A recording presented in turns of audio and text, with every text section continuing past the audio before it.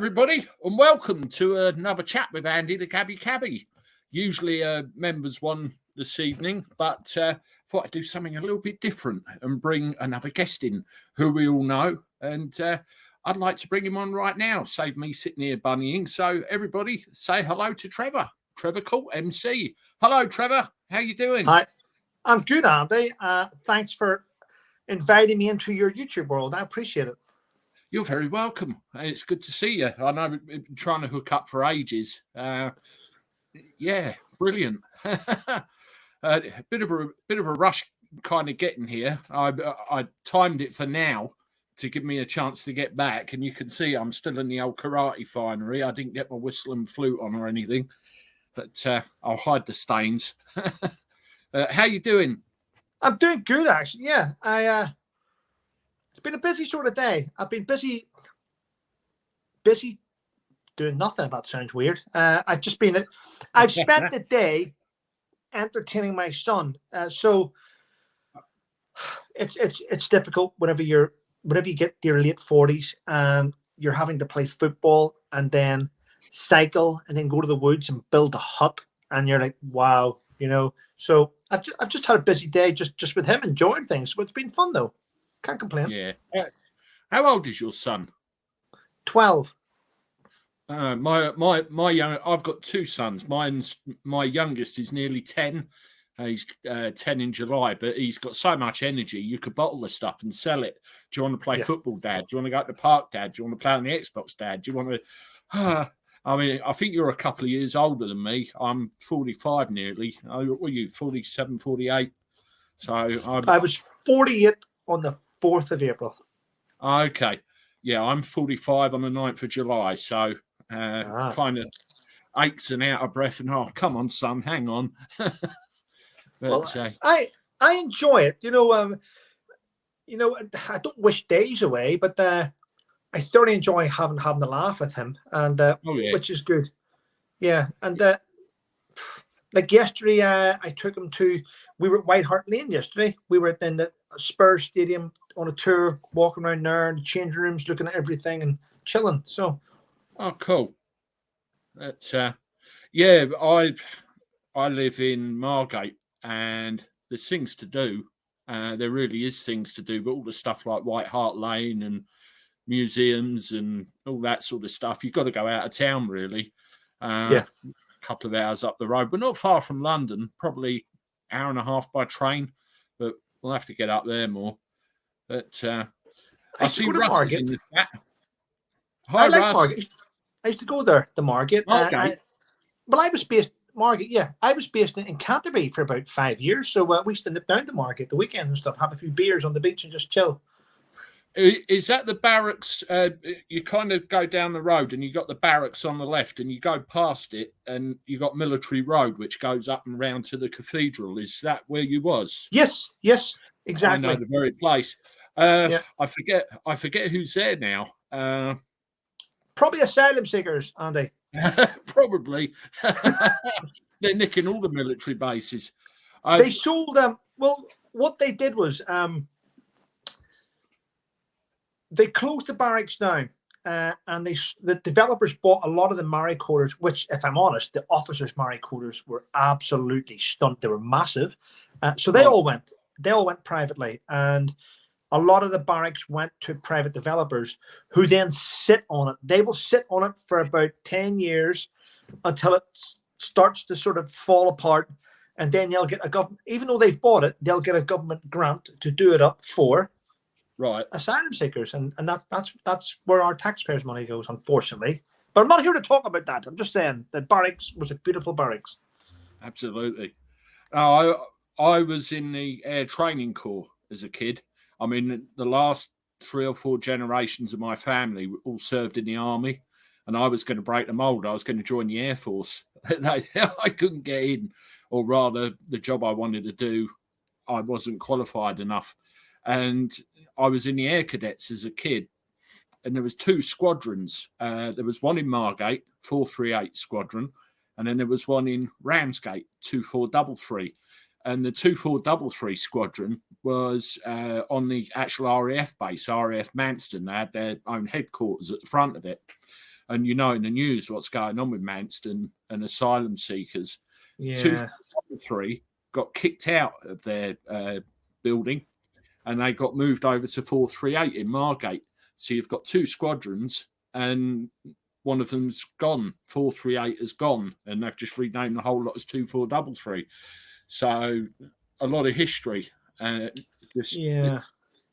And I've been watching the fallout of that, actually, and there's a lot of debates about the Rwanda plan and Swanson, the home of the RAF and stuff, and the home of the dam busters. And I'm watching this fallout, but you don't see anyone actually giving people details of what's actually taking place. We just hear the words asylum seekers, boats, dinghies, and it's, if I'm honest, it comes across as a shit way to put things across for the public, and that's why the public get their backup. But I think what I would like to hear is refugees have come from Ukraine, they need housing, and we go, yep, stick them in the RAF camp, we can do it. Because no one in the UK has got an issue with Ukrainian refugees. If anything, they're welcome here because we know they're coming from persecution. I think that the news and reporters and MPs need to tell us the difference between which ones need help and which one. Now, I know we all know which ones need help and which ones don't, Andy, but if they were to put it across in a better way, then we would understand more. And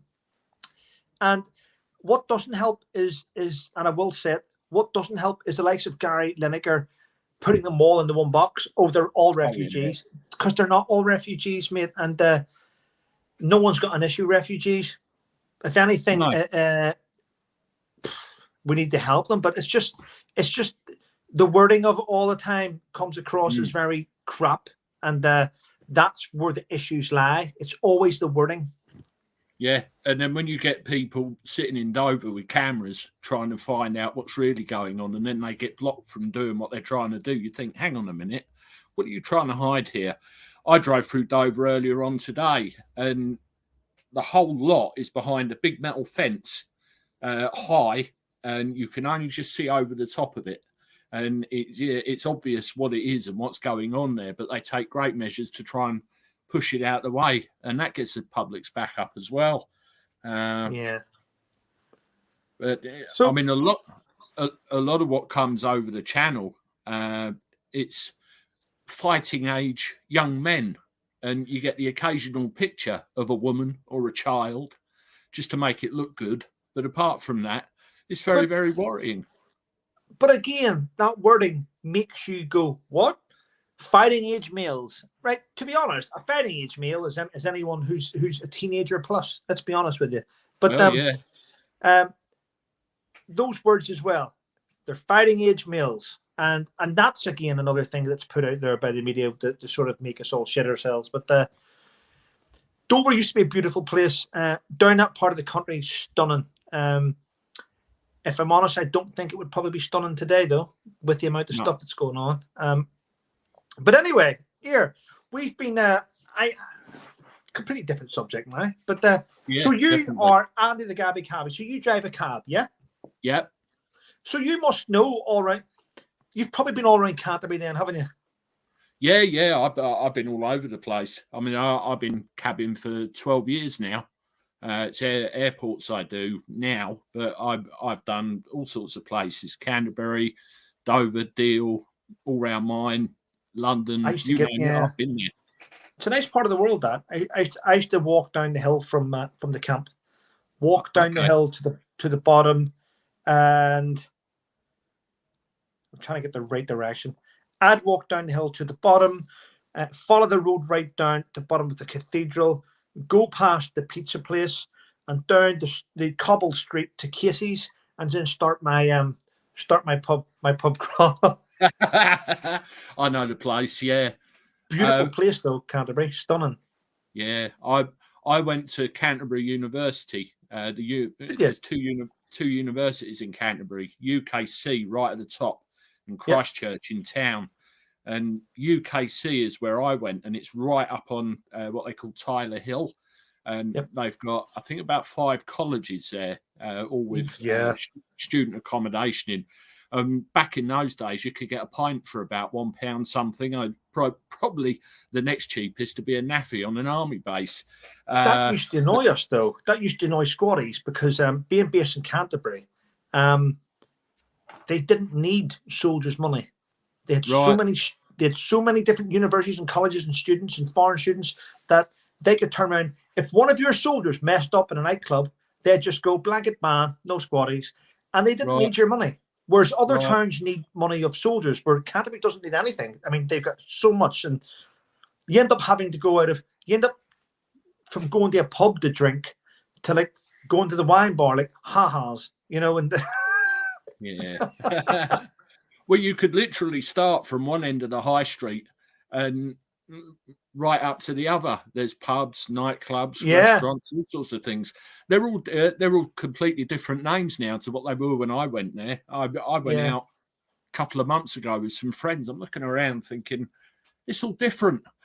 You could still get just as pissed, but all different names and a bit more expensive. But up at the university, between two of the colleges, you talk about the cathedral.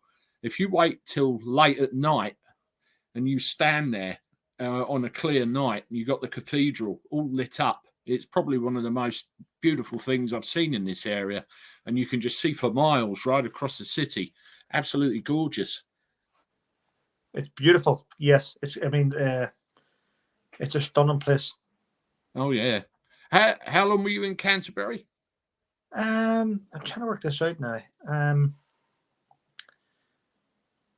2001 to 2005, because I left. We went in 2003. We deployed to Iraq on Op Herrick, the first Op Herrick, and we came back to there. We packed up. The Queen came around one day to visit the unit. We packed up and we moved to Turnhill in Shropshire. Okay.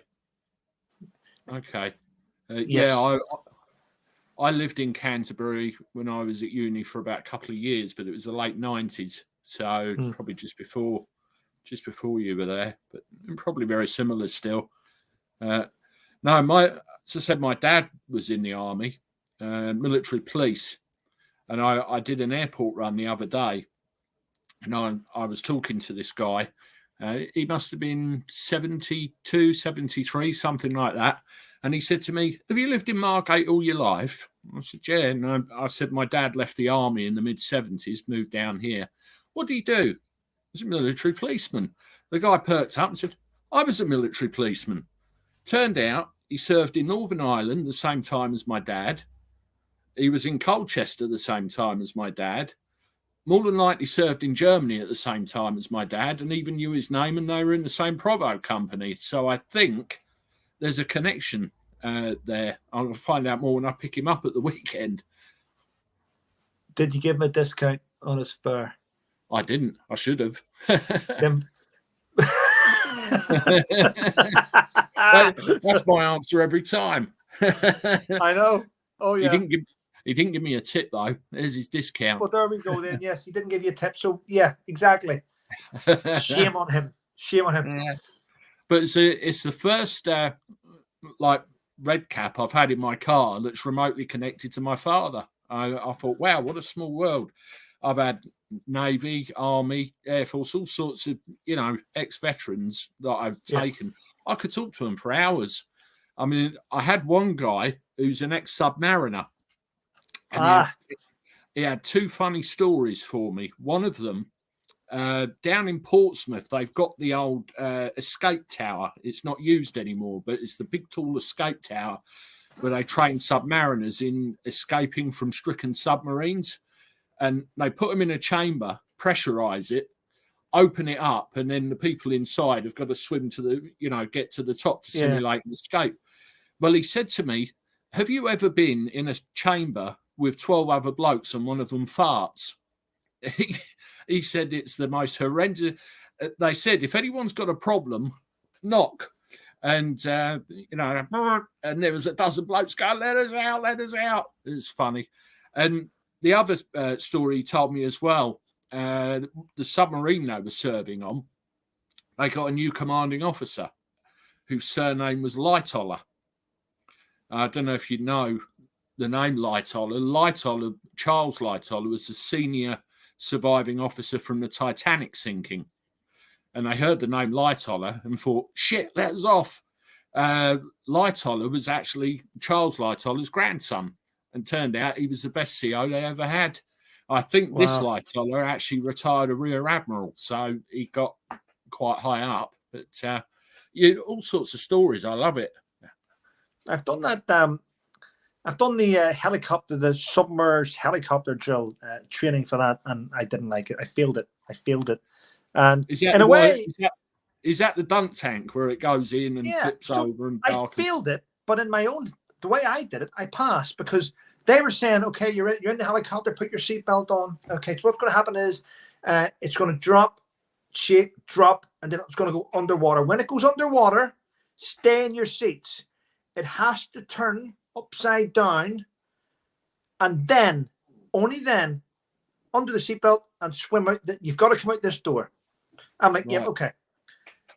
So it goes on. The minute it goes underwater, before it's even turned, I'm like, yes, click, clock, gone. And they were like, no, you can't do it like that, Trev. You've got to wait till it turns. I'm like, okay, sorry, I'll do it again. Can I have another go? You can have another go. So I'm in the seat again. I just couldn't do it. It went underwater. The minute it went underwater, I'm like, yes, clink, boom, gone. And so my drills were pretty good.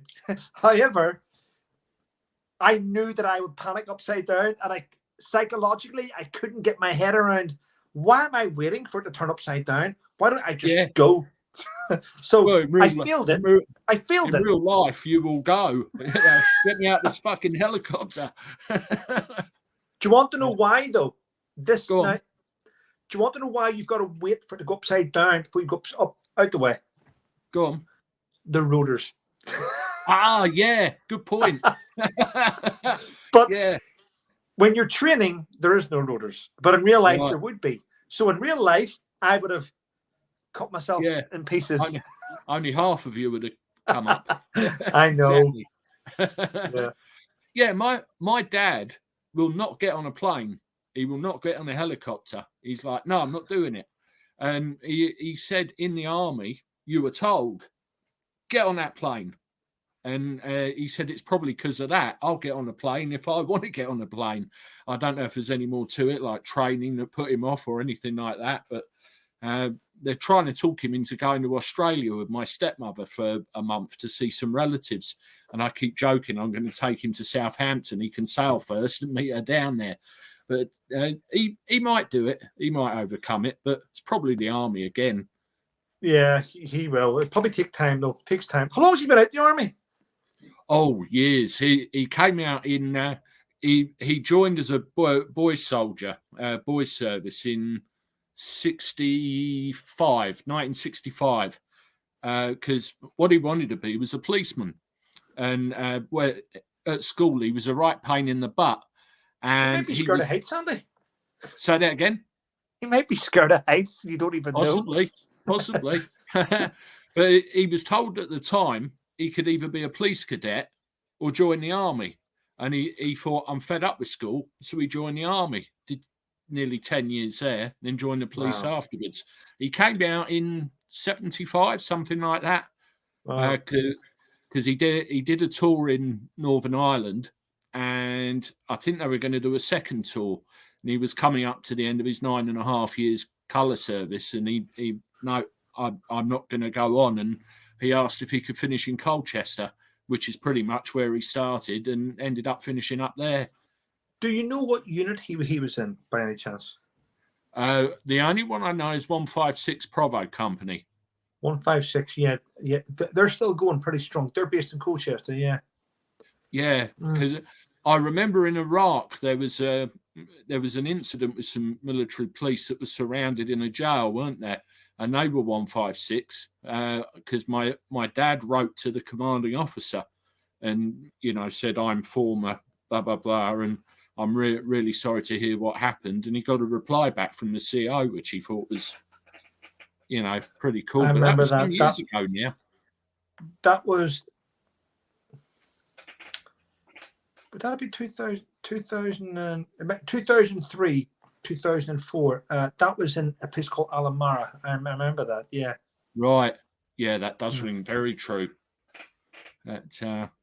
Yeah. Was it an ambush, or they were surrounded, or something? It was an outpost, an RMP sort of area. I think there was quite a few RMPs killed then, actually, and a couple of paratroopers were shot as well, if I remember. Don't want to mention their names, but I remember that. It wasn't good. There was no support for them, no backup, and it took a while to get there to help them out. But yeah, mate, you know what? Operational tours are sort of dotted with those type of incidents that happen. Like I remember I got into a row. I got into a row with a major in the parachute regiment. As a veteran, this row happened last year, by the way. Last year. It happened last year. A retired major in the parachute regiment and me fell out. And then he now trolls me, by the way. He trolls me. That's how terrible it's got. So basically, a major in the parachute regiment got in touch with me and says, Trevor, I know you're very good at helping raise funds. Can you get behind a campaign? I'm trying to raise money to rehouse Afghans. And I was like, mate, it's not anything. I wish you all the best, but it's not something that I would support. And he was like, he was private messaging me, mate. He now denies he was private messaging me. This conversation took place. He denies this. He now just calls me a racist because I said, mate, I just don't agree with it, really. And he went, why? I says, well, you, as a retired major in the parachute regiment, I believe you should be raising money for your injured troops that fought under your command. You should be raising money for the parachute regiment. I says, my loyalties lie with raising money for wounded veterans. My loyalties are not to rehouse Afghans, whether you like that or not. That's my stance. And then it went from a nice conversation to you because you're a fucking racist. That's why. And I'm like, whoa, stop. Sorry about the language. I went, whoa, no, I just got different morals than you.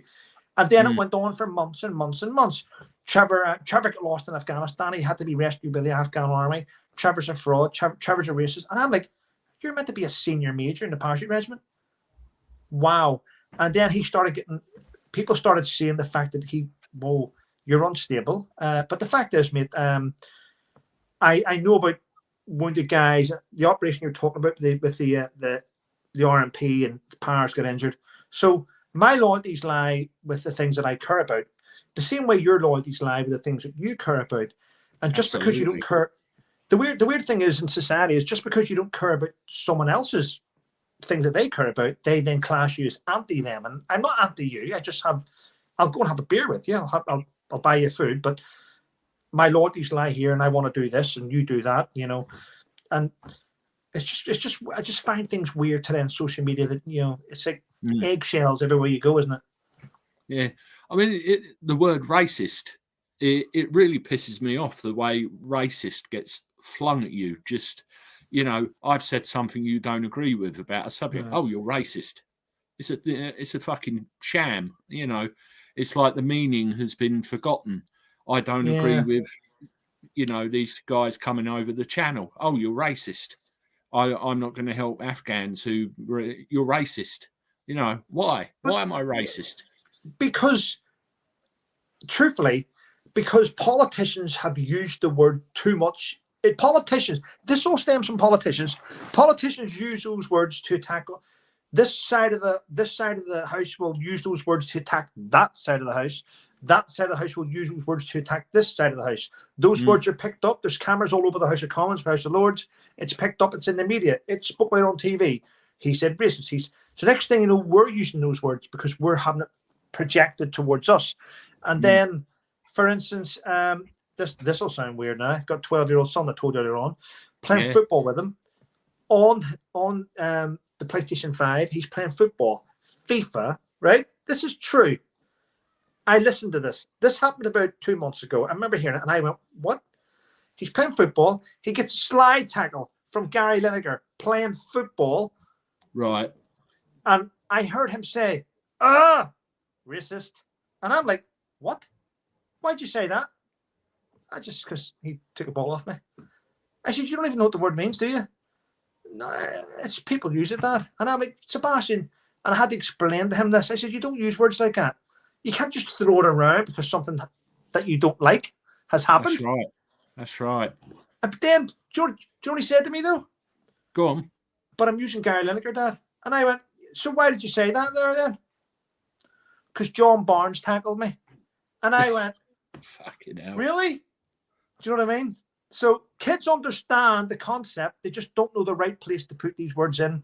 And we aren't helping them. We're not teaching them because it's everywhere. And because adults use the word like confetti, kids pick up on it, mate. Yeah, yeah.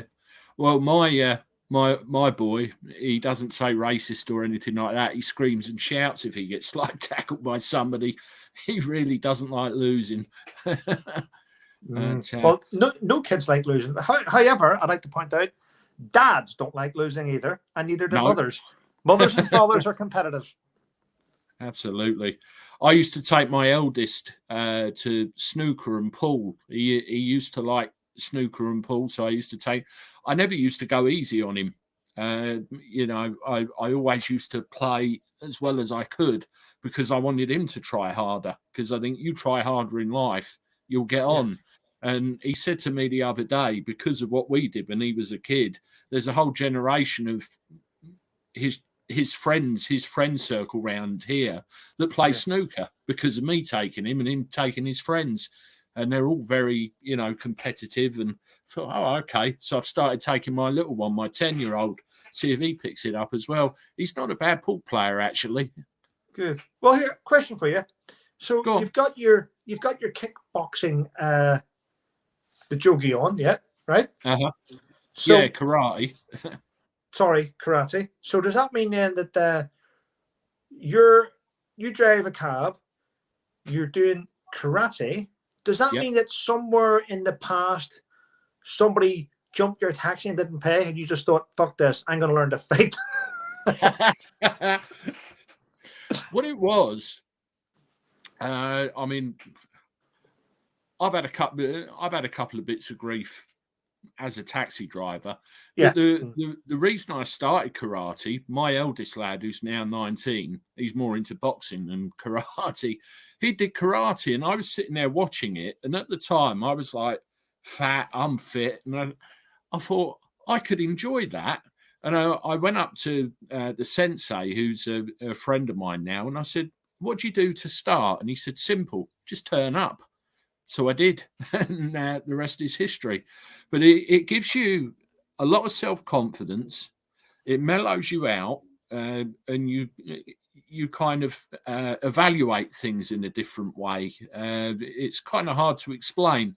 And it's like when you're driving around at night, I noticed you've got more of a sense of trouble. I mean, they call it martial awareness in martial arts. If someone's about to come and give you a crack around the side of the head, generally you'll see them coming before they get there, and it's good to keep you safe while you're out working.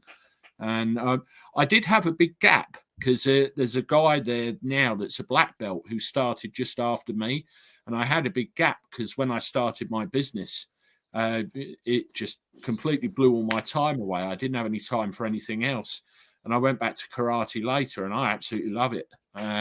It really is great. I try and go twice a week if I can. Good. And progress and everything. And you learn to look after yourself. Yeah. I mean, I was bullied as a child through school.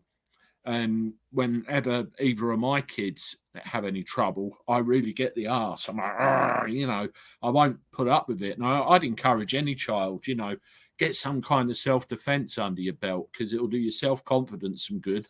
Learn to look after yourself, and it's brilliant. I couldn't recommend it enough. But I spent when I joined the military, I spent my first, say, if I'm honest, 9 years in my first 8 or 9 years in the army, where I just avoided confrontation. I would let people that were older than me, senior soldiers, give me shit. I would just take it and take it and take it. I would just take it, and I would never sort of get aggressive. Just took it. I went, okay, yeah, I dealt with it, and I learned to deal with it. And then the weird thing is, the second, and that, in fact, with 5 years, I think, so that was the first 9 years where I took shit from everyone. I could take it, name Ginger this, Ginger that, do this, get that picked up, and I would just take it and I would just build and build and build. And then the last 5 years of my career, I think from about 2006 to 2015. So yeah, so there we go. The last 9 years, I was like a fucking explosion, honestly. Right. And I was like, okay, I would take it and take it and take it again. In the first part of the year, I would take all that shit and I wouldn't let it. I would let it just deal with it. And then after a while, I just became violent. I would take it and take it and take it until it got to a point and I didn't know how to control it. And then I would snap and then I would just go and sort it. But nowadays, though, I do a lot of things. I get outdoors. I drink a lot of coffee. I just go and do and chill out. And I will take a lot of stuff. Like there was one, for instance, this sounds awful saying this, but I will tell you the truth. My son went to school and he says, Dad, there's a shop.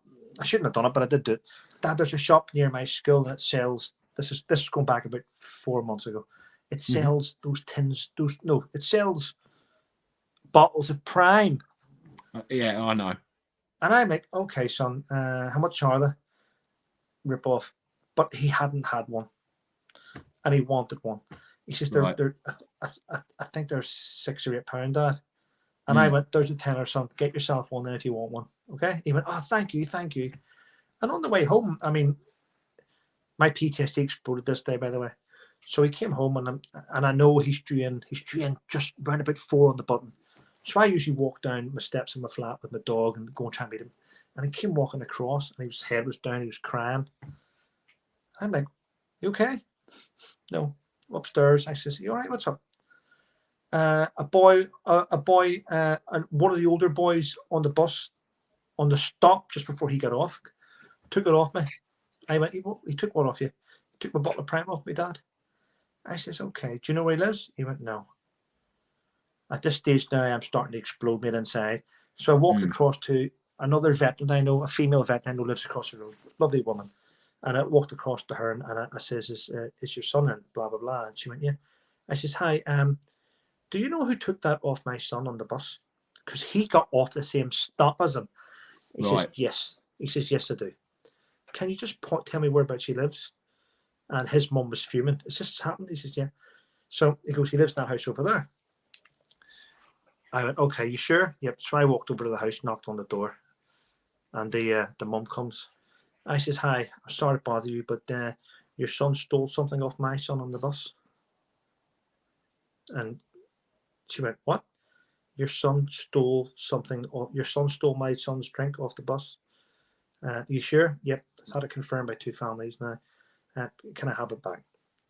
The dad, I don't know why this happened, but the dad comes upstairs and he goes, got problems?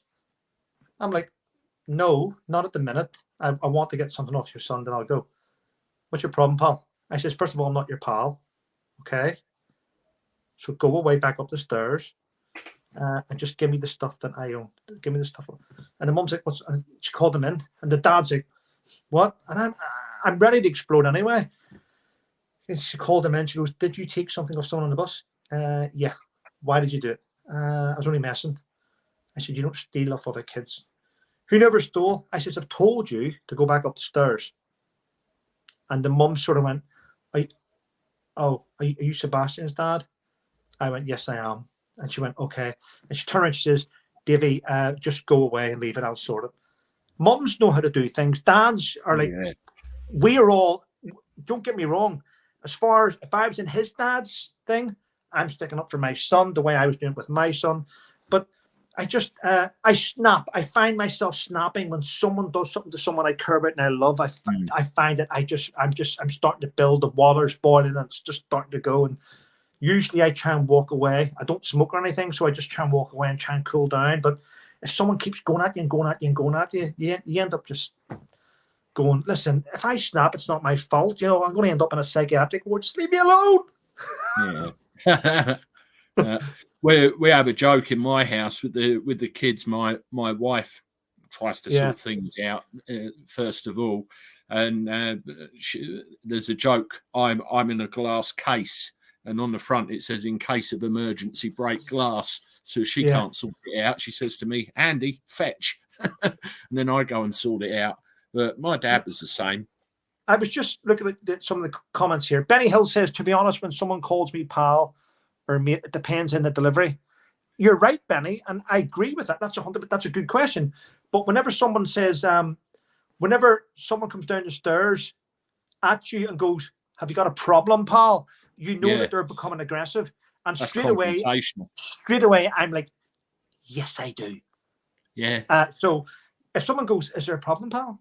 I'll go, I'm just trying to get something. Now, so it does depend on the delivery. It depends on the tone as well. If it's like, have you got a problem, pal? Then straight away you're like, whoa, this guy wants to rumble. But I try and avoid confrontation every day. I don't. My biggest thing that I'm pleased about, Andy, is the fact that I do not rise to the hate that comes in. And I'm surprised, but I've learned to deal with it. I've got really thick skin. But I just, so I do have a high level of tolerance for bullshit, if I'm honest. But I try and keep it suppressed every day by doing something positive. At the end of like YouTube, for instance, I got no issue with YouTube. YouTube's a massive corporation. There's so many great people on YouTube. There's so many great channels. If I'm honest, I don't know anyone on YouTube that has a shit channel. Everyone's trying to make their journey. And for a long time, a lot of channels were trying to make their journey on their own. But there is a community there which will help, and we all lift each other up and promote each other's channel. And I like that. I'm not going to say anything negative about YouTube. At the end of the day, I know I'm demonetized. I just keep going because you know what? I just enjoy it. It helps me release the stress by having a chat. Yeah, definitely. The last thing with your YouTube channel, you put this thing up, which was a reply from a DSAR from YouTube, was it?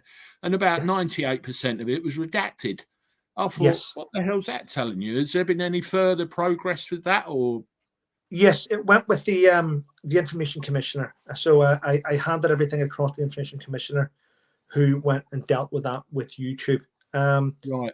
The bottom line is, mate, and regardless of what happens, I actually did an interview maybe about 2 weeks ago. Steph the Alter Nerd, who's on the YouTube channel, she facilitated this chat I had with some IT genius who came on to go. So she facilitated it to say, how do we fix YouTube?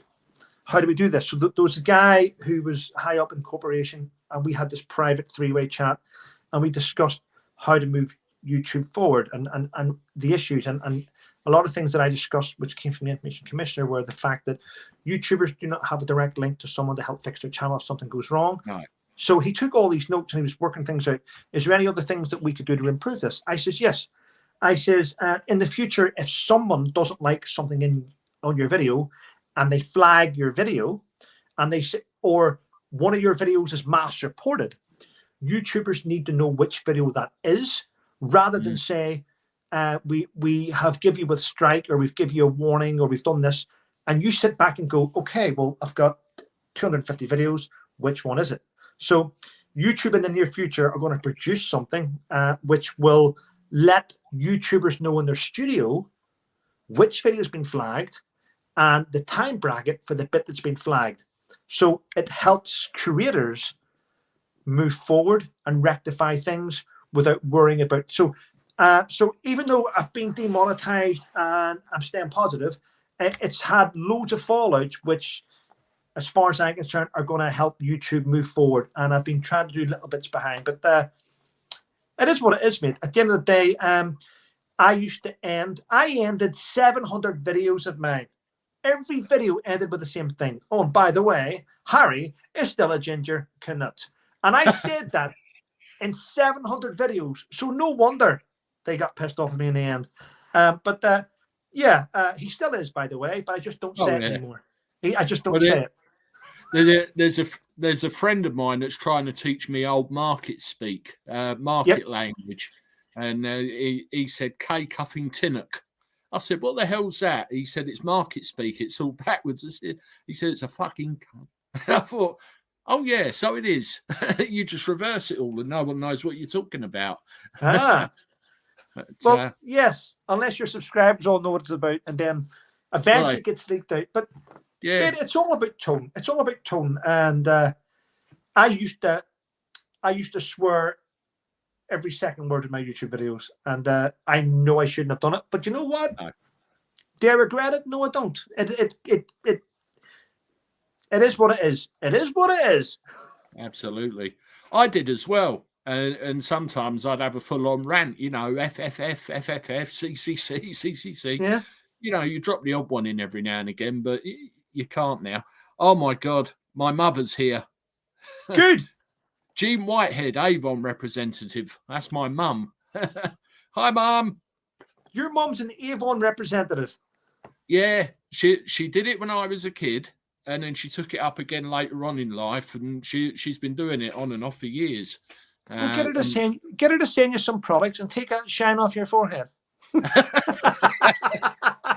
I can do that. It's the light. Yeah. Yeah, I've got one of them ring lights there because in the garage I haven't got enough light. But I've got one here. It goes different bloody shades. We see. I think I've got one of them buttons too. Hang on. Yeah, look. Yeah. It's like a discotheque. I know. If I can just pause things a minute, Trevor, and just say to everybody, thank you very much for coming this evening. I hope you're liking what you're seeing. Just a chinwag with me and Trevor. If you haven't done so already, please hit the like button on this because it really helps tickle the algorithm and get it out there to everybody. If you haven't done so and you're watching, please subscribe to my channel. Please subscribe to Trevor's. And as you are aware, Trevor is demonetized. What I've done, I've put a link to his PayPal address in the description of this video. So if you want to buy Trevor a pint or a coffee or something, bang a couple of quid in his PayPal. I'm sure he'd appreciate it. And thank you very much, everybody. Anyway, that's that one. Thanks, buddy. Yeah, I appreciate that. I've noticed no problem checkers at all. is in. Yeah, I saw. Hi, Ryan. I hope you're all right. I saw a message earlier. Said he was working until 9 o'clock and he'd try and jump in. And so I'm glad he made it. And I see Russ as well. Are you doing like regular weekly live streams with Russ now every Friday? Because I've watched a couple and you're brilliant, you two. Hopefully, yes. Hopefully tomorrow night. I haven't spoke to Russ probably in about 2 days. Yes, I know. Okay. I'm having withdrawal symptoms, but I haven't spoke to Russ in about two days. Like today, believe it or not, at 7:30, I did a live tonight with the Fitness Hutch. So I did a half touch. Yeah, I did it him tonight, but I never spoke to him for 2 days. I only spoke to him. What time was it? Truthfully, I sent him. I was waiting all day. And I sent the Fitness Hutch a message about 9 minutes past 7 to say, okay, are you going to send me the link for tonight's chat or what? But did he? Well, yeah, he did. He thought he'd sent it. But yeah, mate, I like having a chat. I'm a gobshite, so I like having a chat. Oh, yeah. You know what? Yeah, it's nice to chat. It's good. It's good to speak to people. Yeah. Like you said as well, we'll help each other. There's enough room on here for everybody. Exactly. Yeah. We'll do our things our way. And yeah, it's great. It's great. I hope do you think you'll get remonetized? Do you know what? I don't know. Do I care? Not really. It is what it is. I just know that the more that you moan at them, the more they get fed up. And I seen, if I'm honest, I seen a devious side of YouTube, and I didn't like what I seen. Right. And that was the bit where no one would answer my emails. So I joined Twitter last year to speak to them, and then whenever I was going through saying, I've done everything you've asked, I've done everything you've asked, I've done this, I've redone this, I've done this, I'm doing this here. Whenever I then started to tweet their CEO and their sales guy and their IT guy and their creator analyst, they got more fed up because I was tweeting their bosses. And then they sent me an email going, my channel hadn't done anything wrong at this stage. No, bear in mind, I'd passed everything they wanted me to do to move forward. But because I had tweeted people and got people involved to find out, and I had celebrities tweet them and send them emails, and my subscribers were hounding them, they then came back and said, you've broke the creator policies and guidelines because you said something on Avid Gardener's channel in July 22. You also tweeted something negative in 2019. I mean, they really went through all my social media. And you said something that we don't agree with back in 2020. And I'm like, what? So you're telling me that my channel can't move forward on YouTube because I said something on Twitter you don't agree with 3 years ago? So this is what they do. If they don't want to remonetize you, they will troll through your history on social media to find something which is woke now, but back then it wasn't woke. And that's how they keep you. So it is what it is. And you know what? Everything I'm involved in, they watch. They do watch it. The YouTube human reviewer and stuff like that there. So I'm going to continue with the channel as long as possible. I just want it to grow and grow and grow and grow and grow. And I've got PayPal there to people that can voluntarily donate. Other than that, Andy, I'm quite content. Okay, well, that's good. Wouldn't it be ironic if you got one of those silver YouTube play buttons for 100,000 subscribers? They'd have to do something with you then. Well, I've been stuck at 85 for about 5 weeks. So we'll see, mate. At the end of the day, if it happens, it'd be wonderful. But if it doesn't, I'm just going to enjoy it. I enjoy chatting. I enjoy doing videos. I've got a few lovely videos lined up. I've been told that I've got a few interviews lined up. I've got about 5 or 6 celebs coming on, and I'm just waiting for the right moment to release the bits and pieces. But I'm very honored to have some nice people in my circle that I call friends that help me out. And when I say help me out, I mean come on, do videos and give me advice and stuff. So I can't moan, mate. And I've met some great YouTubers on here. Do you know what I mean? So I've got yourself, I've got Russ, I've got Hutch. There's Annabelle the Tarot that I haven't had on yet. But I've got Avid Gardener here and her husband. So Graham, clearly, I do know his name. I was going to move on there. I've got Steph and other ones that I like, and the body language guy. And I don't want to. See when I mention it, Royal Daily Tea and Tea with Brittany. See, once you mention a YouTuber and you mention about 3 or 4, you then feel obliged to mention the 60. And if you leave someone out, you feel guilty about it. But I mean, I've got so many people that the Royal Daily Tea got in touch with me last year. And she gave me advice about putting out disclaimers for your videos and stuff, and stuff that I hadn't done before. So I've learned a lot from a lot of YouTubers, because I'm shit at YouTube. I really am useless at it. I'm just a mouthpiece, but I learned stuff from everyone. I pick stuff up. Still learning. Yeah. I know. When I started my YouTube channel, I used to sit on an exercise bike, which is just there. I perch on the edge of that with my phone like this. And some of the things I spoke about and the way I spoke about, I look back on it now and I think, oh my God, I'm surprised I've still got a channel. You just learn how you go as you go. Yeah.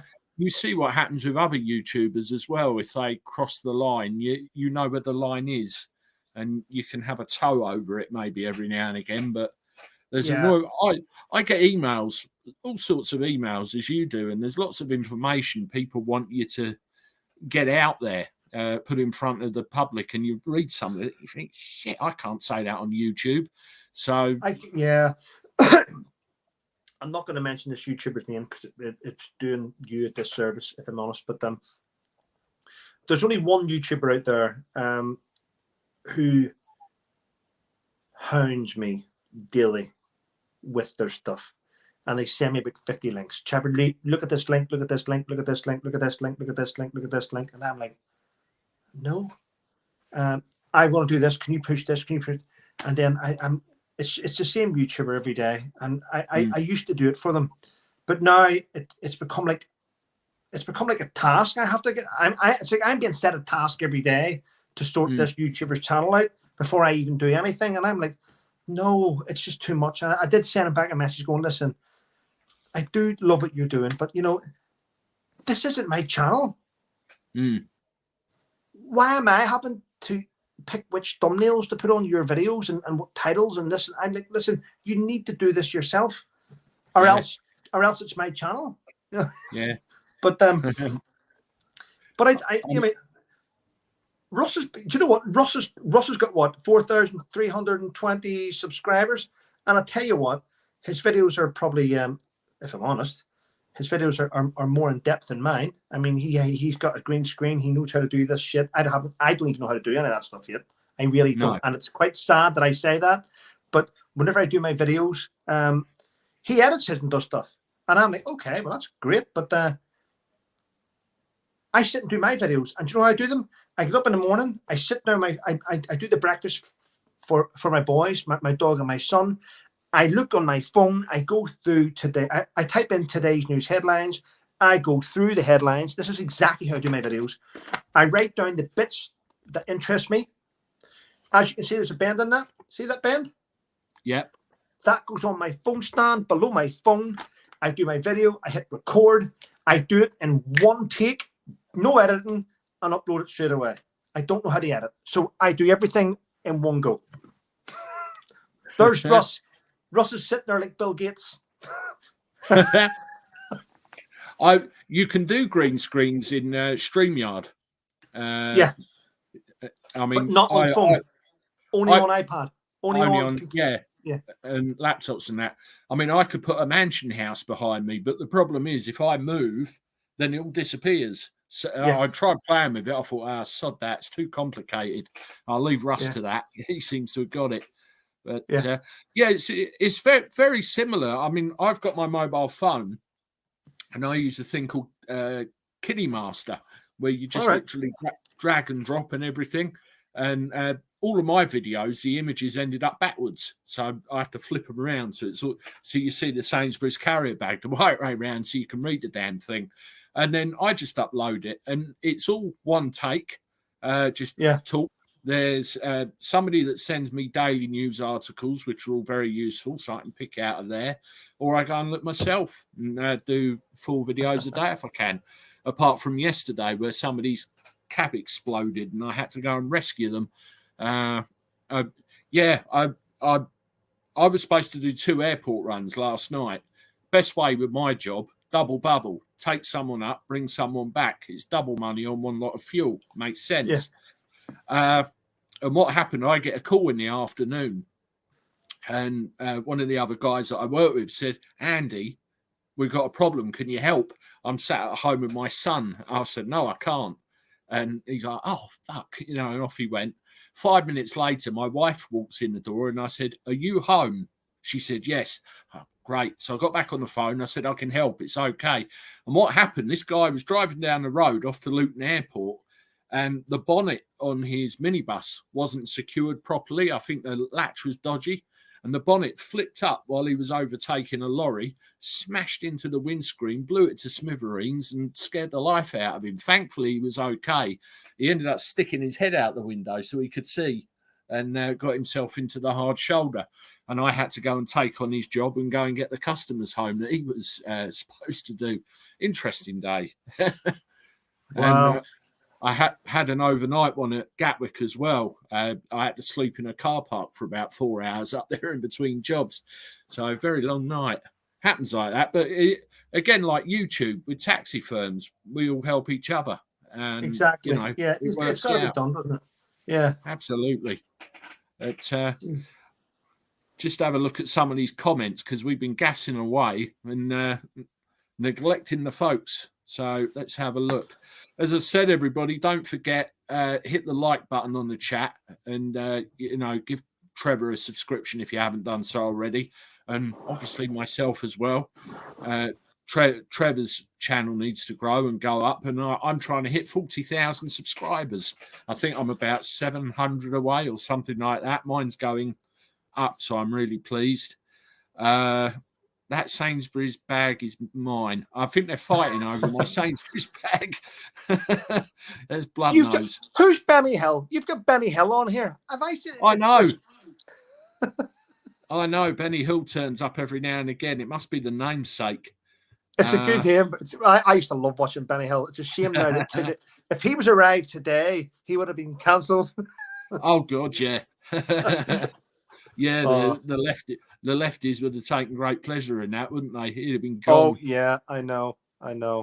Julie Baldwin, smash the like button, blah blah blah. Thank you very much. Sanity checkers, yes, anytime. Sanity, just get in touch. What's he wanting alive? Is he? Yeah. I mean, I love having chats with people. I'm filled with shit. I'm just a mouthpiece. I can just chat all day. Yeah. Nothing wrong with if that. If I had spoke to the Germans, if they had sent me forward in World War I, World War II to speak to the Germans, they would have surrendered. I don't mind. Listen, I've had enough of this guy. You'd have been the secret weapon. I know. Yeah. Instead of an SAA to use your mouth. Well, yes, those weapons. Yeah, even they've changed, innit? Yeah, they've changed the SAA. They've changed. They've upgraded quite a few times now. Yeah. I think the original model they were susceptible to sand, grit, and crap used to get the fire mechanism and jam it up, didn't it?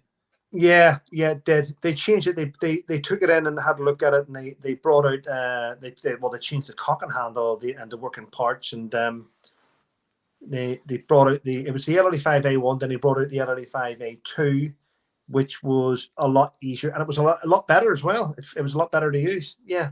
Right. I was going to say, before I went live tonight, I was speaking to my dad. I said, he was saying, "Have you heard about Joe Biden?" And I'm like, "No." You hear what he did? He's messed up again, son. And what's he done? He was doing a chat somewhere, chatting in somewhere in Ireland. It might have been Dundalk, which is chatting anyway. He was doing a chat. He was doing a speech, and he got mixed up. And he's wearing a tie. Now, I believe the tie he was wearing was given to him by someone in the All Blacks. Apparently some famous player gave it to him. And he got messed up in a speech. So let's look at the tie. All Blacks, New Zealand rugby. Right. But he's in Ireland and he got confused. He went, "Well, I remember I got given this tie by the Black and Tans." And they're like, "What? God. What the fuck? What?" he got it all confused, the whole conversation. And everyone was looking at him going, "What's he talking about?" Oh no. I saw a video the other day where the Secret Service guy was with him. Walk down there, turn left. No, wait a minute, right? You've got crowd. It's scary stuff, and he wants to go for re-election. Well, I think most people realise that he's just a guy on parade. He's got bosses, which is weird, but he has bosses which direct him what to do, and he's old, mate. There needs to be a limit. Whether you're a prime minister or a president, whatever it is, there needs to be an age limit. You shouldn't be in charge, truthfully, in my own opinion now, if you're 75 plus moving towards 80 years of age. Jesus Christ. You don't know what's going on in the real world. You need to be, I think you need to be probably late 40s, 50s, maybe 60s, but when you start getting towards late 70s, 80s, there needs to be a time when, relax. How can you sit there in front of a country telling people, because if you're at that age and you're working and you're in charge, then no wonder they keep getting pensioners to go, retire at 65, retire at 67, retire at 70. You're putting pressure on the ordinary people that have grafted just because you're in a position of superpower and you can do it.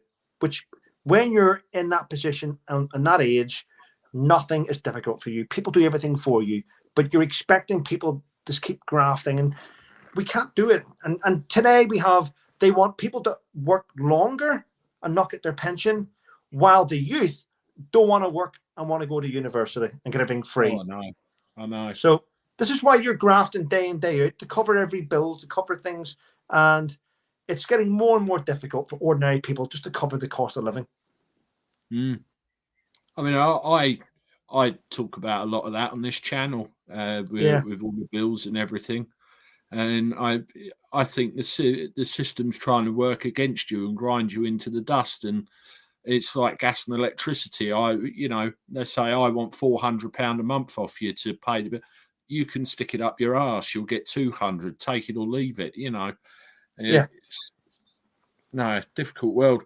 I mean, Joe Biden. Well, the way the world is at the moment. Uh, you know, with decisions that have to be made at the highest level. You think to yourself, is he capable of it? And you say about age limits, you need someone that's cognitively sound, can make instant decisions, young enough and fit enough to cope. Is Joe Biden? No. Well, yeah, but I also think now, regardless if you're left or right, I don't care if people are left or right, but the age limit covers everyone, and that includes Trump. You know what? Yep. If he wants to run again, he just wants to run despite Joe Biden. He doesn't want to run for the right reasons. I think now it's become a circus. I think the presidential sort of race has become a bit of a circus, which is quite sad because America is filled with geniuses. I mean, clearly there's people there that were Fortune 100 bosses. It's got so many billionaires, so many people with so much knowledge. They've got experts in every field, and yet they keep throwing out idiots to run the country. And you know what? We're not too far behind them, if I'm honest. No. It seems that the people with the brains in the world, and can you blame them? People that could run the country are going, why would I want that job? It's shit. So the people that have all the brains are going, it's not for me. And it's the people that are narcissists and greed are going, I'll do it. And you're like, well, of course you'll do it. Of course you'll do it. Yeah, filling of pockets. I mean, it's 2-term limit, isn't it? Two 4-year terms, and that's it. You can't do any more. And there should be an age limit as well. I don't know, 55, 60, 65, but any more than that, no, forget it. Well, you know what? Yeah, it's 2-term limit, but I also think, if you've been the vice president for a term, then that should count as well. He's a vice president for a term, and he's been president for a term. Let's not give him another 4 years. Let's not have him 12 years up there. Jesus. But I hope whoever does get elected does a great job. That's all I hope. And sort of, let's not go to war. We don't need one. No, definitely We're sick of them. Well, going back to your time of Afghanistan and Iraq and everything, I mean, looking back on it, I just remember the newspaper headlines with soldiers coming home with bits missing off of them, and we don't need that in this day and age. We don't. Yeah. And that's all they seem to want to do, start trouble.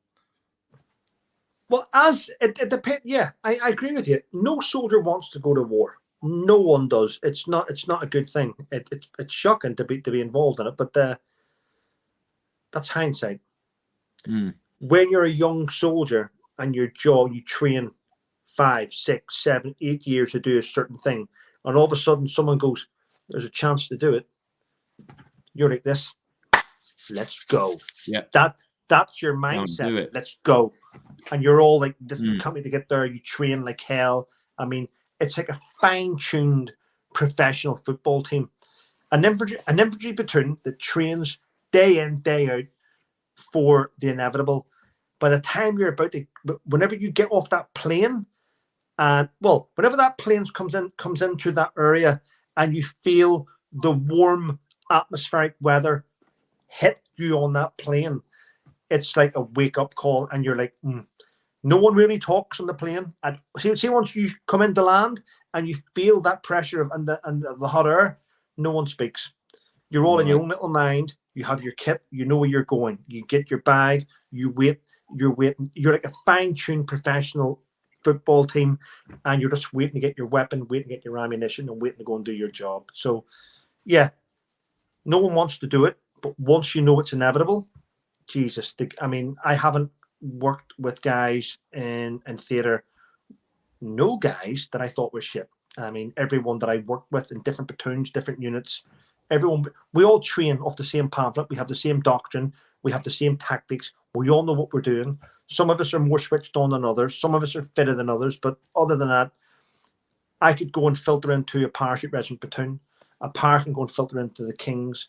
We can all work, and that's what makes it. It makes it awesome when you're there. Until you start taking casualties, and then the mindset starts to change a little bit. Like, ooh, it doesn't become reality until you start taking casualties.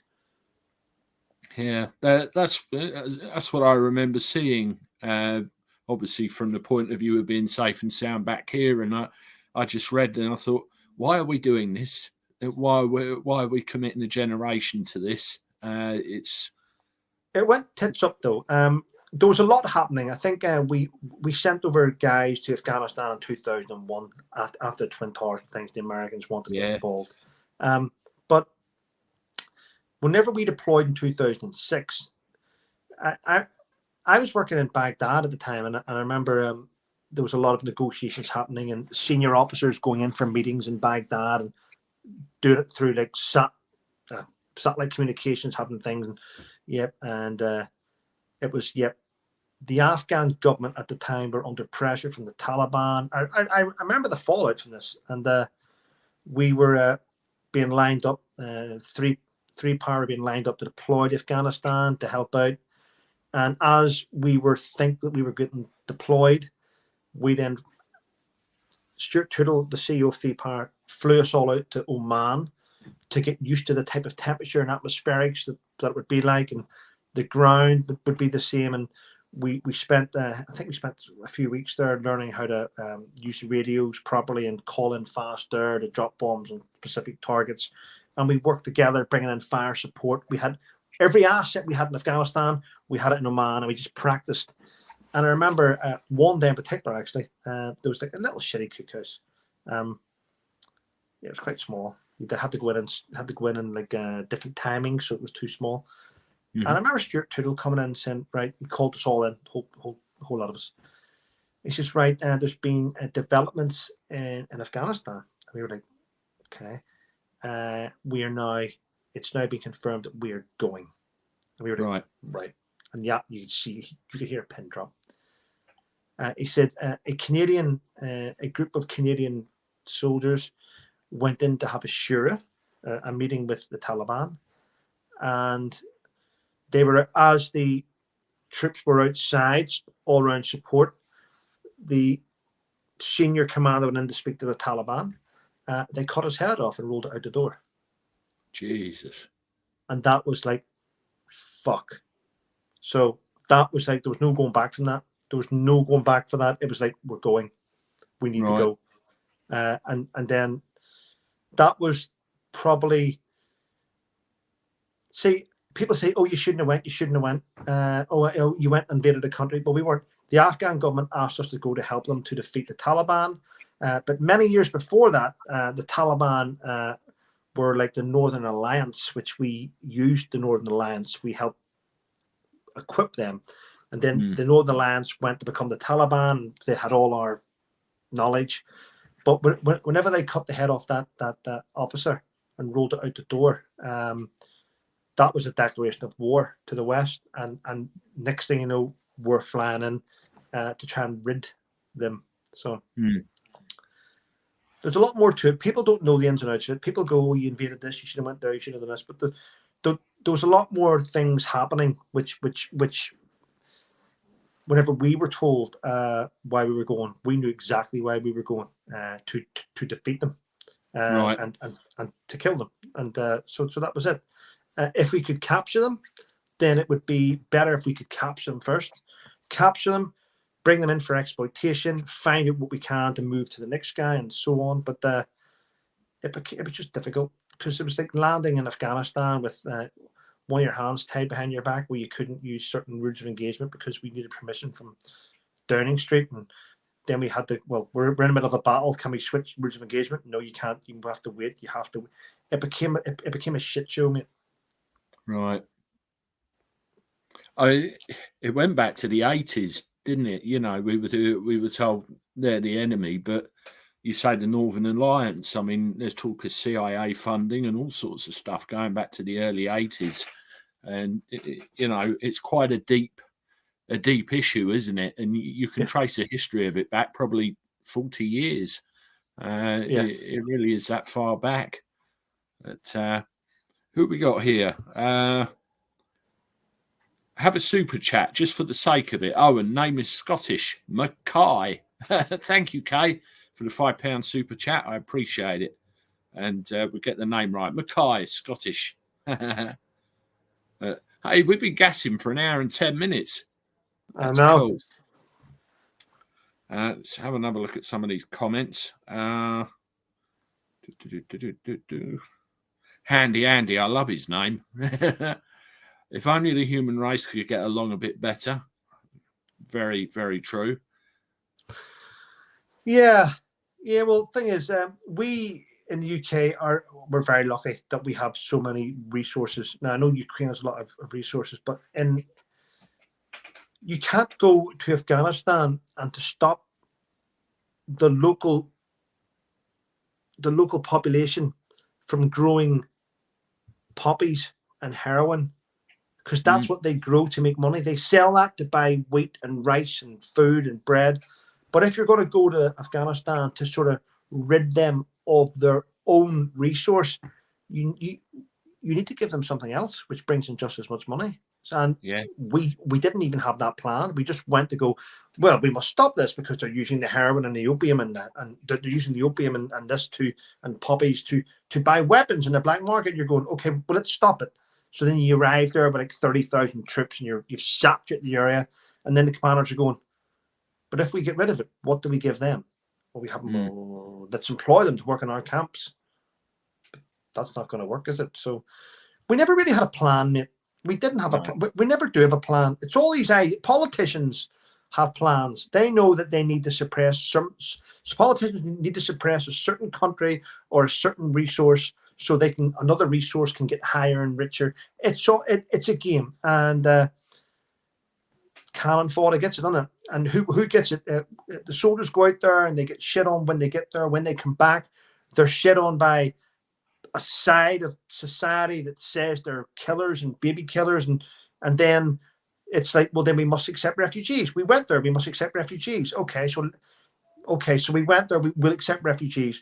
Where are we going to put the refugees? Well, let's stick them around the army camp. Okay, so we've got loads of soldiers with PTSD coming back from fighting out there, and you want to stick the people that they fought near them. Okay, that's a great idea.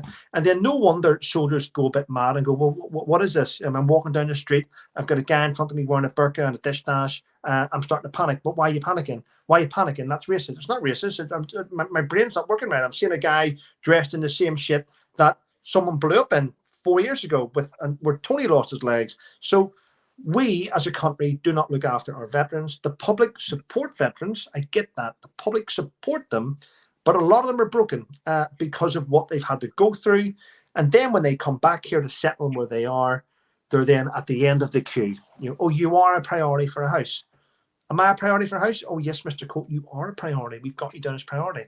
How many priorities is there? Excuse me. How many priorities is there on your list? 7. Where am I? Priority 7. Who's in front of me? Teenager that's pregnant, single mum that's pregnant, refugee, asylum seeker. So these are all in front of me, but I'm a priority. Yep. Okay. So I'm not a priority. Not really, but we have you down as priority 7, Mr. Coult. So this is why, in a way, that our country is broken, because everyone that we've invited in, we've put them on a pedestal to get them where they are. Then they become in charge and go, not you now, son. More of you. And I noticed it about, I can't remember the exact date. I'll not guess, but I think it was a couple of months ago. My son wasn't well. And there is a drop-in centre in Ipswich, health centre, where I used to take him all the time. Okay. He's enrolled there, Andy. His name's there. Anyway, this is true. I took him and I spoke to the ex-wife about it, and she's like, oh, yeah, okay. I'm take him to here then. He's in there. So I drives up, parks up, takes him in, goes to the little computer where I type in his date of birth and his first initial. Not recognised. And I'm like, what? Did it again. His date of birth and not recognised. Go to counter. Went to counter. Goes, hi, I'm trying to enroll my son, but he's not showing up in your system. What's his name? Sebastian Coult. Date of birth, 2nd of the 1st, 2011. Okay. Oh, he's not on our system. I says, he should be. I've been coming here for the last 4 or 5 years. He's on your system. Oh, well, things have changed. He probably doesn't fall under our catchment now. Oh. And I went, excuse me? What do you mean doesn't fall under your catchment? Like, he doesn't. And I looked around and I just felt myself. I went, oh, I get it. I get it. So what's happened is you've got everyone sitting here in the hallway here, which is clearly none of them are English speaking. So what you've done is you've been saturated with an extra couple of thousand maybe people to arrive here, and you've put them in priority, and you've got rid of all the taxpayers, and you've fucked this off. So now I have to take my son to the hospital, which is the emergency department at the hospital, accident emergency. So no wonder, and I hate to say it, no wonder the NHS is under stress and under pressure, because all those little health centres around the UK have fucked us all off. And now they're saying, you're not priority. We're getting extra money to take in these people that have arrived. So they're now using the health centre built by taxpayers' money, while you need to clear off to the hospital, to the accident and emergency. And whenever you go to the accident and emergency, Andy, it's packed, because all the health centres have fucked everyone off to the NHS, and then they're under pressure. So I do see it. But you know what? I just wish the NHS would speak up and tell the public why they're under pressure, rather than say we need more funding. I can give a nurse $100,000 a year. It's not going to fix the amount of people being thrown at them because they're scared to speak out and say the health centres are filled with Syrians, the health centres are filled with Afghans, they're filled with people from Lebanon and stuff. Oh, but well, why are they? Do you know what I mean? And yeah, I'm having a rant now, aren't I? I'm just saying that's why, though. Yeah. That's why I get annoyed about things. Trevor's daily rant. I know. Sorry. I should keep this. I should keep this for tomorrow. No, you're okay. I remember an experience a year ago. There was a friend of mine that passed away, a friend of 20 years, and went to his funeral, come home, and I bought a bottle of whiskey. I drank the entire bottle of whiskey, and I woke up the next morning, couldn't remember a goddamn thing. I had sore ribs, and the leg on my desk in my living room was out like that. And what I'd done, I'd gone for a pee. I'd come staggering back into the living room, gone to sit down on a chair, totally missed the chair, and went straight through the desk and took it out. I thought, oh my God. And after a couple of days, the pain was getting worse. I literally couldn't lift my arm up with that. And I filled in this form and spoke to it, and they said, go up the A&E. And I went up the A&E, and the doctor was pissed off to see me. He said, you shouldn't even be here. And I said, what? He said, this is why the NHS is in such a state. He said, you've got bruised ribs. He said, there's nothing to do. You know, this could have been dealt with at the doctors. And he said, they just send them again and again and again, and over-resourced. It's it's crazy. So, it's crazy. That's just one example. I mean, two examples of what's going on. And the weird thing is, mate, we are scared to speak up about it because nobody wants to be labelled. None of us need labels. But there's a label. There's a label out there for. Excuse me. There's a label out there for every one of us. Oh God. Depends on what we speak about. Depends on what we say. Depends how people will. Oh, that's the guy that's a racist. Or no, that's a guy. He's very homophobic. Or there's always something, and you're like, oh, really? Listen, I'm not anything. Let's just say Trevor's an asshole and be done with it, because I'd rather use that title to cover everything. Yeah. I mean, I've noticed online as well. I mean, you get it. I've seen it. I get it. You get so many people with an opinion about you, or you're guilty of doing something you've not actually gone anywhere near, and they'll produce screen dumps and twist the truth and all this sort of thing. And I remember I'd had a gutful of it. And I produced a video, a live stream that I'm not proud of at all. And I exploded. You effing this, you effing that. And I named and shamed and everything else. And the day after, I thought, no, bad move. So I took it down. And like you say, thick skin. You've got to put shields up and just crack on with it. I think the thing is, if you don't like me, you don't like what I say, fuck off and don't come back. And they love it. They love it. You'll get a yellow dollar sign for that. Yeah, I might do. Yeah, it's social media. It's a great asset. It is a great asset, but it's given us. Excuse me. Let me have a drink of my burnt out Rex cider. Hold on. Okay, you get that in. I did, but I didn't bring anything in the garage. I got a beer in the kitchen in the fridge. Well, I don't drink that much, if I'm honest. But I opened this earlier on, so it's just sitting here. But apart from last Sunday, where I forgot I was on with Daniel Boland at 9:10 at night, and I was sitting there with a gin. The missus was sitting there. In fact, I wasn't here. It was in her house. That's how drunk I was. I was in her house, and okay. We were just sitting there having a drink, watching TV, and I went, "Oh shit, he's on!" And I went on, had a chat with him. I started off doing the show a little bit lit, and at the end of it, I was like fully lit. So don't remember much of the conversation, but apparently everyone loved it. But it is what it is, mate. At the end of the day, I try and treat. Well, I do. I treat everyone equally. But I like to have fun. You know, if people don't want to watch it, then don't watch it. You know, it's one of them things. Absolutely, but they can't help themselves. That's the strange thing I find about it. I'm just having a look through the comments again. Russ has asked how he would like you to fuck off. Okay. Yeah, we could get some mileage out of that one.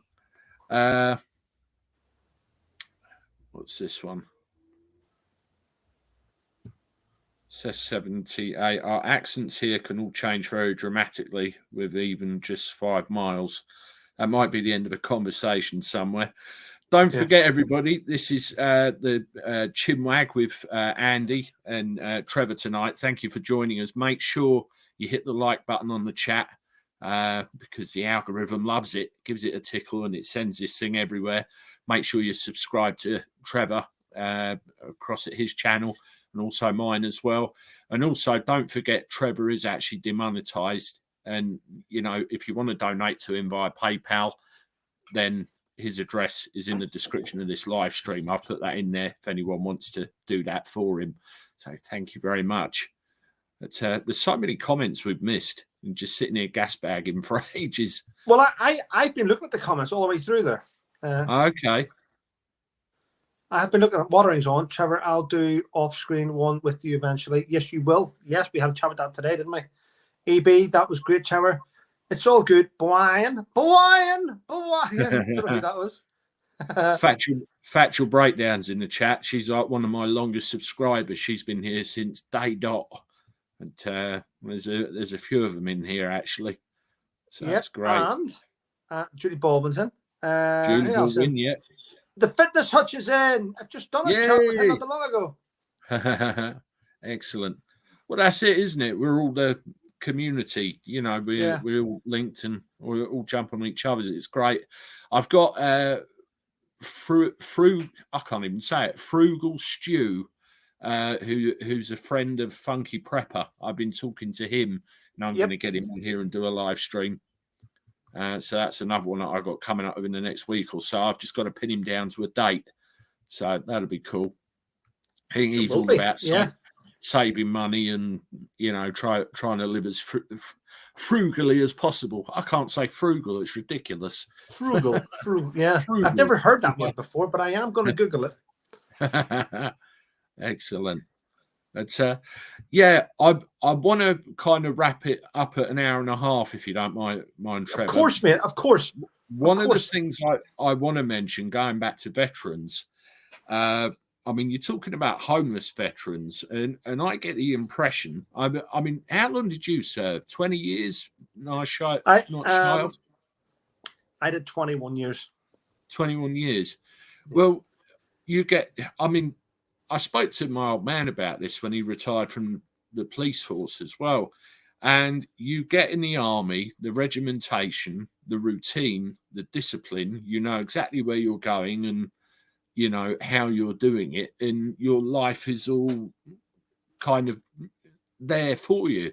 You're then cast adrift at the end of your service and you don't know which ends up, where am I going, where are my prospects, no support. And a lot of them end up on the street. And then you have PTSD as another level as well if you've been in a combat zone. And, you know, it's an awful situation and they've not got the backup. And there's charities and organisations out there which are set up to try and help. I mean, you've got Jim Davison with the stuff that he did, PTSD resolution, which you're involved in, I assume. I've heard you mention it, or at least trying to support it. I think it's very, very vital. And where all this is going is Sanity Checkers, this album that he's doing. I don't know how much you know about it, but he's doing I've seen it. I've seen it. I've listened to a bit of it. I enjoy it. I'm willing to do something with Russ to promote it, if I'm honest. I haven't promoted it yet. Right. But I'm just waiting on the right moment. I'll speak to Russ about it, and we're going to do something and get it out there. But reference the Army, though. I can't speak for the RAF or the Marines or the Royal Navy. They have their own systems. But as far as the Army is concerned, you've two types of people that leave the armed forces. You've those that leave on their own accord. They've decided that they're going to leave after 8 years, 12 years, 15 years because they've got something lined up. They've something better. Or they've got a family and they leave and they're in good mental health. They just decide to leave. You've others that leave through medical discharge, which is two sides, because if you decide you're going to leave the Army, you do a thing called resettlement, and you have so many weeks and so much money to spend on courses you want to achieve, and you leave and your transition can be quite easy. Right. But the ones that are discharged, medical discharge, the injuries, don't get a chance to do resettlement. So they're the ones that are slightly more messed up. Now, you talk about homeless. I ended up homeless in 2019. And it wasn't because the things that happened was my mental health fell apart. I started drinking because I couldn't sleep. I had anxiety.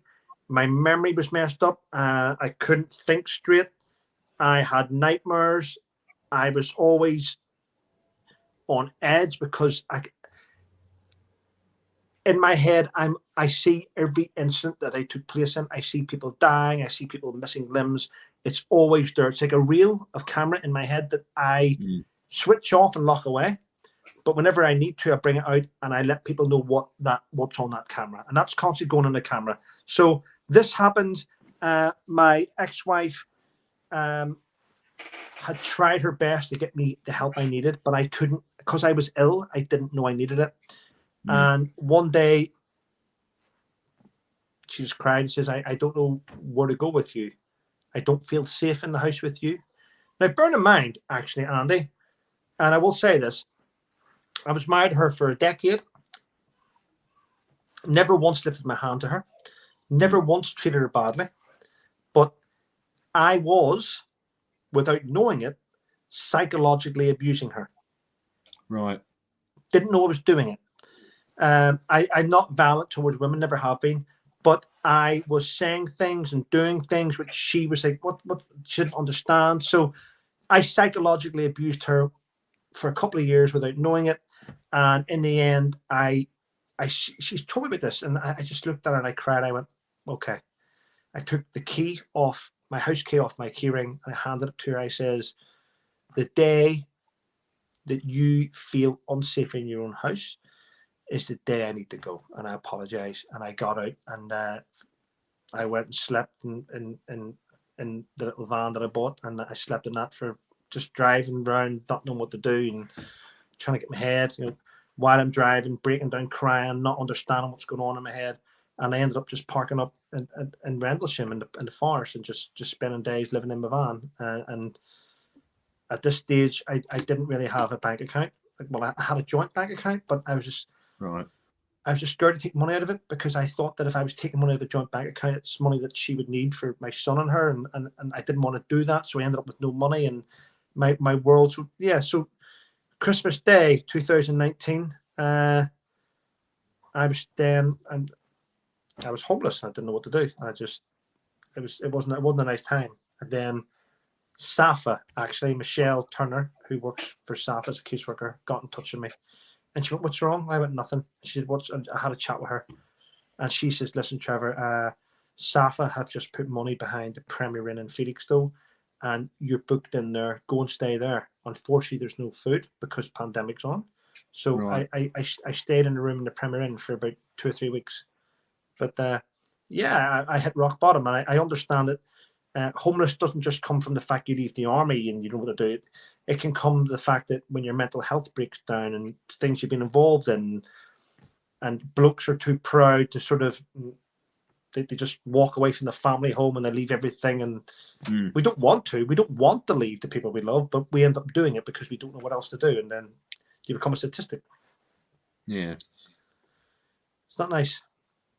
That's why if I'm honest, that's why every day I thank my lucky stars for the likes of Safa and for the likes of PTSD Resolution.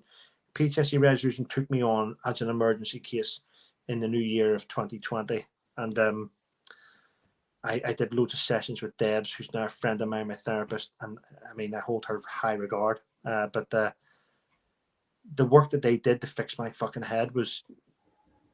And as I said, not tonight, in the last live, I was watching a program with Chris Pratt called, we're going to go now, but program with Chris Pratt called The Terminal List. And there's a bit before his kids die in that, there's a bit in there where you see him standing, shook, and he doesn't know what to do in the kitchen. I broke down crying a couple of days ago just watching that because I understood the mental part of that. We'll not go on about it anyway. But anyway, listen, it's past the time. It is. Couple of things. First of all, just pointing this out. Factual Breakdown, thank you very much for the $50 super chat. Very, very generous. I appreciate it. Take Dawn out for a curry. Love to you both. Dawn's my wife. And I will do that. Thank you very much. And again, don't forget, people, there's a link to Trevor's PayPal in the description. If anyone wants to buy him a beer or anything, that's great. Make sure you subscribe to both channels. Make sure you hit the like button. Trevor, it has been absolutely marvellous this evening. I remember a couple of years ago, somebody actually said to me in a comment, I remember it, set up a live stream with Trevor Coult. I didn't even know who you was back then. And it's been a long time coming. So, I've really enjoyed having a chat with you this evening. It's been brilliant. Thank you. Well, Andy, thanks for having me on. I appreciate it. Hopefully your channel goes from strength to strength. I'm going to give it a plug over on my community page. Thanks to all your friends and subscribers for tuning in. I appreciate it. But have a great night, mate, and enjoy your weekend, okay? Yeah, you too. And thanks again. I'm going to go and find that beer. Bye. Good night, everybody. Bye-bye. Thank Bye. you.